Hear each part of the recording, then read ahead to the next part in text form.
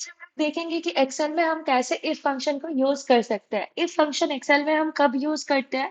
जब मुझे criteria basis या कंडीशन बेसिस पे किसी सेल का अमाउंट या वैल्यू निकालना है। वो न्यूमेरिक वैल्यू भी हो सकता है या टेक्स्ट वैल्यू भी हो सकता है। तो अगर मुझे क्राइटेरिया बेसिस पे किसी सेल का वैल्यू निकालना है तो इसी टाइम हम इफ वाला फंक्शन को यूज कर सकते हैं। इफ वाला फंक्शन का सिंटैक्स ऐसे होता है, जैसे मैंने यहाँ पर दो क्राइटेरिया ले लिया है एग्जाम्पल के लिए। जैसे बोनस के लिए क्राइटेरिया है कि if salary is greater than 35% और इक्वल्स टू 35% देन 10%, अदरवाइज 5%। तो इसके लिए हम क्या करेंगे? पहले हम लिखेंगे इक्वल्स टू, देन लिखेंगे if.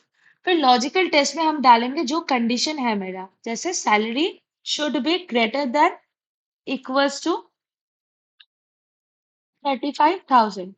Then I will put a comma on this and value if true में हम डालेंगे कितना होना चाहिए? 10%। किसका? सैलरी अमाउंट का। सो सैलरी अमाउंट इंटू 10%। अदरवाइज कितना होना चाहिए? Salary amount into 5%। Bracket close करेंगे, एंटर प्रेस करेंगे तो इसमें 10% आ गया, क्योंकि ये 35,000 या उससे ऊपर है।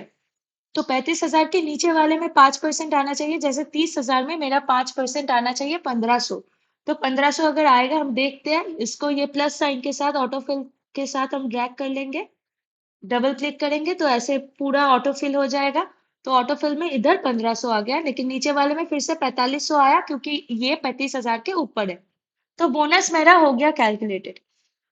अभी मुझे क्या चाहिए? एचआरए। एचआरए के लिए हम कंडीशन क्या रखे हैं कि इफ कोलकाता और 35 greater than 35,000 salary then no HRA, otherwise 5%। इसमें हम देख रहे हैं कि एक नहीं दो कंडीशन है।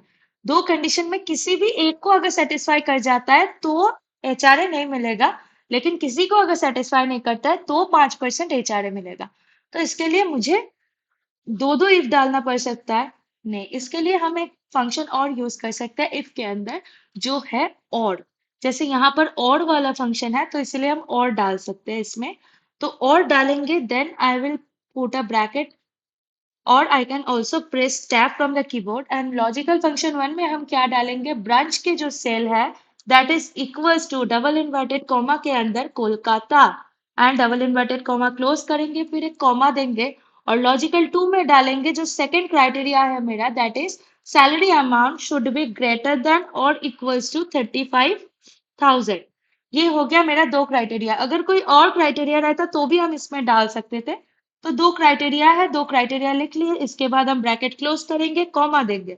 कॉमा देने के बाद वैल्यू इफ ट्रू में हम डालेंगे क्या? अगर इन दोनों में से किसी भी कंडीशन को सेटिस्फाई कर जाता है तो एचआरए इसको नहीं मिलने वाला है, तो इसीलिए n/a नॉट एप्लीकेबल।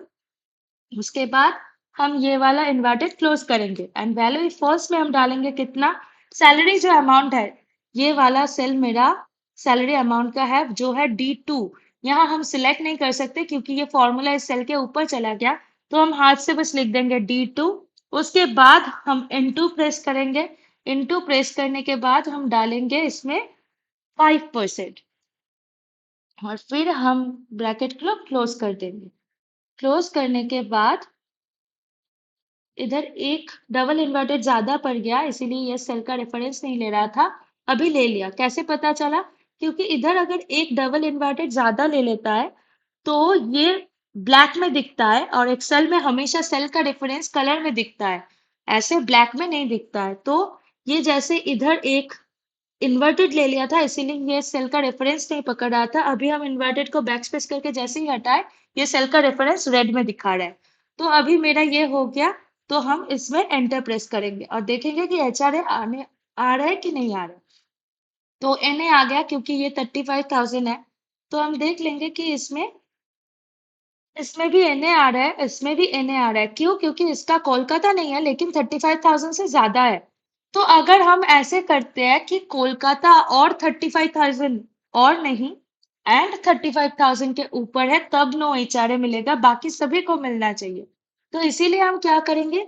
बस वो और की जगह पर बदल कर एंड डाल सकते हैं। कैसे? ब्रैकेट ओपन करेंगे इफ वाला, then I will write a in the end let the equation be like this as it is. Then I will press an enter. तो पहले वाले में तो ये नहीं आएगा क्योंकि ये कोलकाता भी है और 35,000 के ऊपर भी है। तो इसमें हम ड्रैग करेंगे जब, तो जो एनए था जो कोलकाता नहीं है और 35,000 के ऊपर है, उसी में भी वैल्यू आ जाएगा, क्योंकि हम बोले हैं कि अगर Kolkata and 35,000 both the conditions are satisfied then there is no HRA, otherwise there is HRA. तो ये भाला की 35,000 के ऊपर है, लेकिन ये जयपुर में है। अगर हम इसको कोलकाता कर देंगे अभी, तो ये एनए हो जाएगा एचआरए के पार्ट में। ठीक है, इसको हम समझाने के लिए एक बार इसको कंडीशनल फॉर्मेटिंग यूज कर सकते हैं। जैसे इसमें हम करेंगे highlight cell rules text that contains N slash A, और इसको कर देंगे dark fill with red text. ठीक है, तो अभी मेरे पास ये तीन है। तीन में क्या है, कोलकाता है और 35,000 के ऊपर है। जैसे ये लास्ट वाला 35,000 के ऊपर है, तो हम अगर इसमें, या ये जयपुर वाला 35,000 के ऊपर है, तो हम अगर इसको कोलकाता कर देते हैं, तो ये वाला फिर से एनए हो गया। लेकिन मुझे अगर इसको कोलकाता नहीं जयपुर ही रखना है, तो ये एनए नहीं होगा, इसमें कैलकुलेटेड होगा।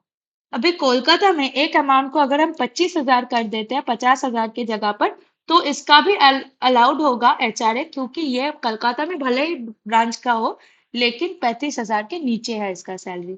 तो ये होता है इफ क्राइटेरिया के बेसिस पे, जितना भी आपको वैल्यूज चाहिए होता है, और वो वैल्यू चेंज होने पर एक्चुअल सेल का वैल्यू भी चेंज होता है। तो ये बहुत अच्छा बात होता है। That's it for today, thank you.